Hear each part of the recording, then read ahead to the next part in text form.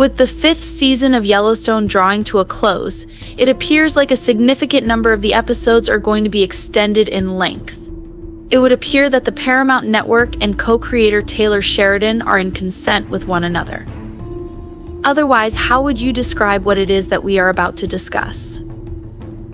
Episode 13, which carries with it the title of Give the World Away, is going to run for an hour and 24 minutes, making it the longest episode of the second half of the season, as stated in the official guide associated with the cable channel that was previously mentioned. The fact that this is the case makes it very evident that there is going to be a great deal of substance included in this paragraph. When everything is taken into consideration, does it not make at least some sense that we are getting this particular amount of story? It is important to keep in mind how much matters remain to be resolved, beginning with the question of what will take place with the ranch.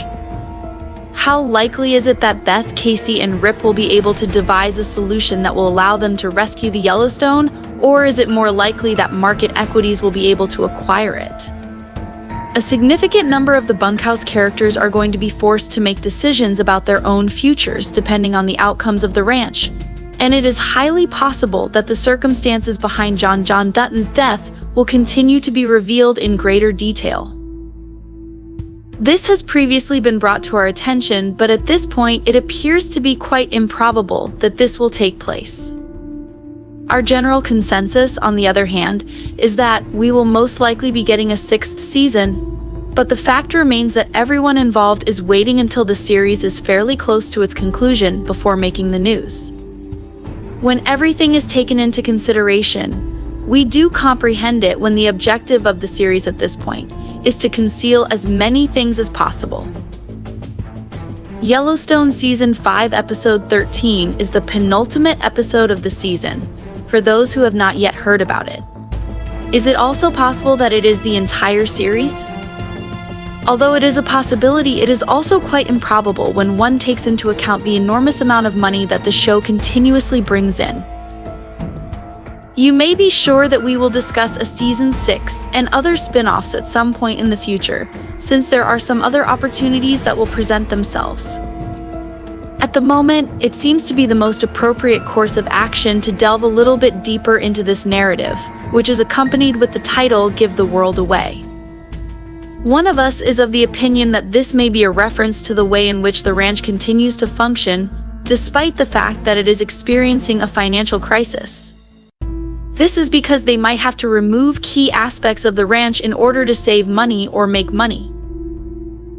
If you are interested in further information, feel free to read the complete summary of Yellowstone Season 5 Episode 13 that is provided below.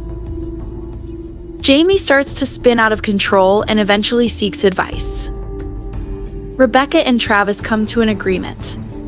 There is a plan that Kayce has in mind for the future of the ranch. There is little doubt that the presence of Travis, a character played by Taylor Sheridan, in this episode is a clear indication that horse trade would be a component of the ranch's initiative to move forward. Additionally, considering that Sheridan is the co-creator and writer for the most of the plot, it is not surprising that he would also want to be a part of the ending that is seen on screen. Regarding Jamie's downward spiral, then why wouldn't he? Despite the fact that John has passed away and Sarah has left, a great deal of focus is being placed on him. When we read that synopsis, the most important question that comes to our minds is who in the world is going to be providing him with guidance, because it does not appear that he has a great deal of options available to him for receiving any kind of knowledgeable guidance. Yellowstone has been a roller coaster journey throughout these final chapters of the show. In the broader Yellowstone world, the death of John Dutton, played by Kevin Costner, has caused shockwaves to spread throughout the whole universe, and as each episode progresses, more bodies are piling up. The most significant event that occurred in Counting Coup occurred at the very end of the episode, despite the fact that one would believe that Yellowstone's most recent death, Colby, may have been something that went too far. It is true that we are discussing the ultimate danger that Kayce Dutton, played by Luke Grimes, posed to Grant Horton, played by Matt Gerald, and his family. This threat provided us with a very different perspective on the youngest Dutton heir. In the final episode of Counting Coup, Kayce makes a trip to Texas, a state that has been featured prominently throughout the 5th season. However, in contrast to Rip's Kohlhauser time spent at the 4-6's ranch or Beth's Kelly Riley journey across the country, Kayce is there for a specific reason. Following the discovery of Grant Horton, a guy whom we have only seen in a professional setting in the past, coaching his daughter Ally's Quinn McCarthy soccer game, the former National Security Agency agent gets into their vehicle and prepares to take them back to their residence together. The situation, however, shifts completely as Kayce walks in through the back door on the driver's side.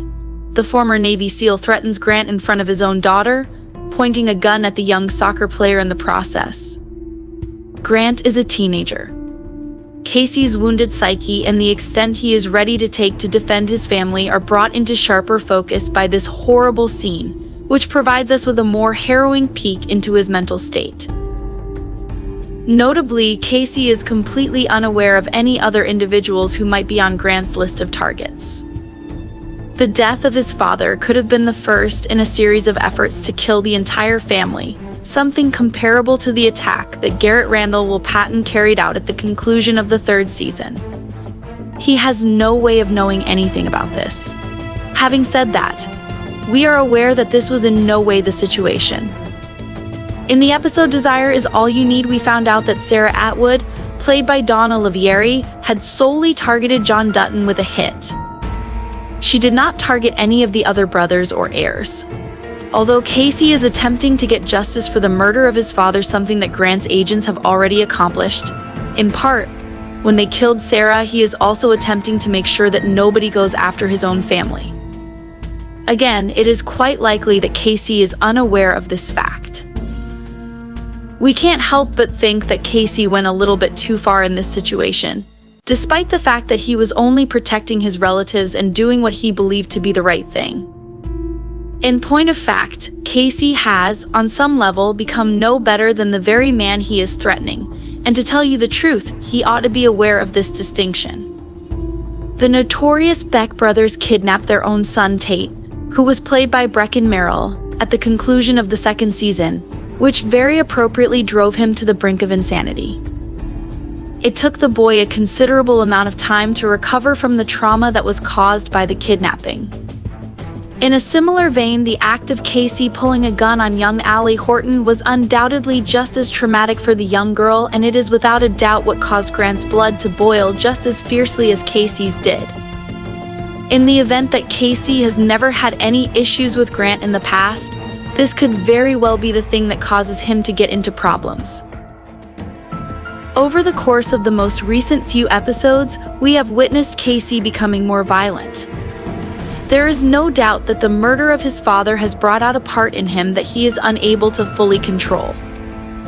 It is therefore not surprising that Monica Kelsey Isbill has cautioned Tate that they will have to battle tooth and nail in order to get Kayce back to them.